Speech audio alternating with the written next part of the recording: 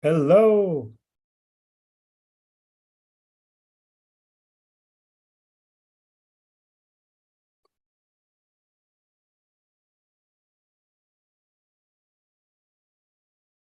Hello, this is Robert Bolden. Hello. Let me go back. Hello. Hello. Okay.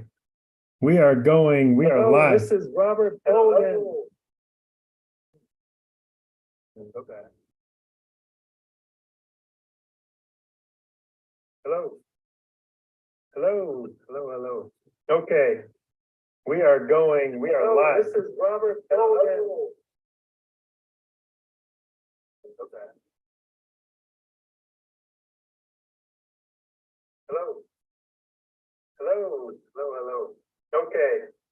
We are live. This is Robert Bolden.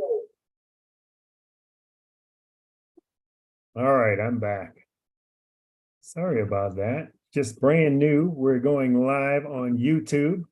So if you're joining us, super excited to have you. This is Robert Bolden, Life Transformed, and this is Wednesday. We jump on here.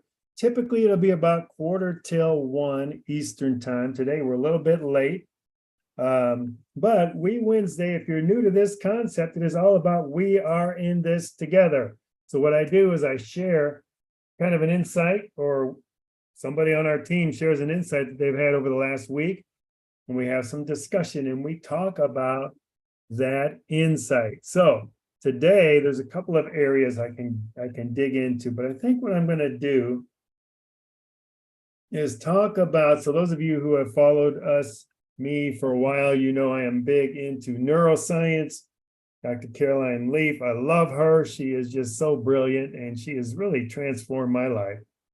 So I'm doing a neurocycle now, and one of the lessons in this current neurocycle was talking about reconceptualizations that you can do, right? If you're finding yourself being triggered or reacting negatively, or you're hurt or frustrated, any of those kinds of emotions that you go through.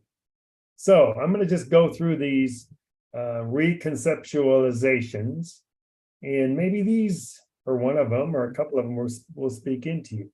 Okay, so these are some things you can build into your own thoughts. Choosing not to argue with people who are misunderstanding you. That has been a huge one for me. As I look back over my life, I didn't realize how much time, and not necessarily just arguing with people, but getting frustrated if people didn't understand me. And I think I always couched it in, well, I must not be a very good communicator. And that's probably got something to do with it. But another piece is, and you may resonate with this, you have something you're passionate about, and you are so excited and you want to share that with people, and you want to have them experience the same impact that you did.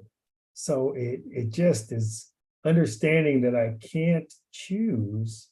I can choose not to get into an argument or get frustrated if someone doesn't understand me. I can just let that go. Wasn't meant to be. Holy Spirit, the whole thing. Number 2, don't take criticism from people you wouldn't take advice from. Oh, so good. And I learned this early on in life, really in my corporate career, and it just proves so valuable. So just if someone is criticizing you, just think to yourself, would I take advice from this person? Would I go to this person for advice? And in some cases you would. So you're like, oh, I'm going to accept this criticism and really dive into it. It's a good filter, I think. So you're not reacting to every little piece of criticism that may come your way. Okay, so that's a good one. Number 3, giving yourself time and space to embrace and feel your sadness, hurt, frustration, or any other intense emotion that comes up. Giving yourself time and space. So good. Because you want to feel those emotions. You know, Caroline Lee talks about think, feel, choose. And I was coaching somebody the other day, and I talked about her 10-second pause that she talks about. So you breathe in, think, feel, 3 seconds, breathe out 7 seconds and say choose. Choose for 7 seconds. So good. That little 10-second pause can be the difference between reacting or overreacting and preserving a relationship. It can be as powerful as that. And the last one I wanted to talk about was saying no without an explanation. You don't have to justify your own boundaries. Whoa, another big one for me.